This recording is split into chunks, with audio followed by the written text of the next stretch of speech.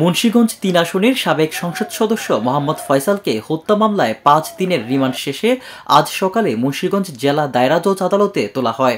এরপর তাকে কারাগারে প্রেরণ করা হয়।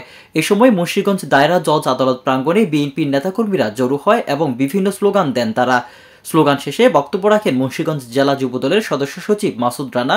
আরও বক্তব্য রাখেন অ্যাডভোকেট মাহবুবুল স্বপন, সদস্য সচিব মুন্সিগঞ্জ শহর বিএনপি। গত বছরের ৪ আগস্ট ছাত্র জনতার আন্দোলনের সময় মুন্সিগঞ্জ শহরে আওয়ামী লীগের গুলিতে সজল মোল্লা নিহত হন। ওই ঘটনায় করা মামলায় ১ জুলাই মোহাম্মদ ফয়সালকে গ্রেফতার দেখিয়ে আদালতে হাজির করা হয়। তখন আদালত তাকে ৭ দিনের রিমান্ড দেন। রাষ্ট্রপক্ষের আইনজীবী ও মুন্সিগঞ্জ আদালতের public prosecutor PP Abdul Halim গণমাধ্যমকে বলেন, ফয়সাল গত ৭ দিন রিমান্ডে ছিলেন। তখন পুলিশের তদন্তাধীন গুরুত্বপূর্ণ বিষয়ে জবাবে তিনি অসংলগ্ন ও বিভ্রান্তিকর কথা বলেছেন। ছাত্র জনতার আন্দোলনে ব্যবহৃত অস্ত্র বিভিন্ন বিষয়ে অধিকতর জিজ্ঞাসাবাদের প্রয়োজন রয়েছে।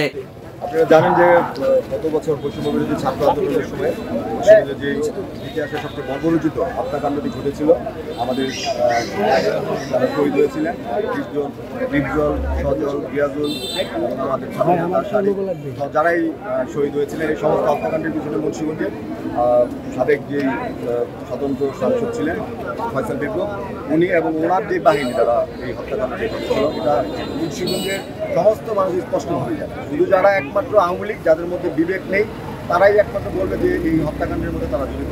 এছাড়া সাধারণ মানুষ থেকে শুরু করে যারাই রয়েছে প্রত্যেকেই সতর্কে দেখেছে সেদিনের যে বর্বরতা, যে নিষ্ঠুরতা, যে হত্যাযজ্ঞ চালিয়েছে, সেটা প্রতিটা মানুষই দেখেছে। এবং মুন্সিগঞ্জের যারা সাধারণ মানুষ রয়েছে, যারা চায় যে শান্তিপূর্ণ এই মুন্সিগঞ্জকে যারা রক্তাক্ত করেছে, সেই সমস্ত খুনিদের যাতে বিচার হয়, তাদের ফাঁসি।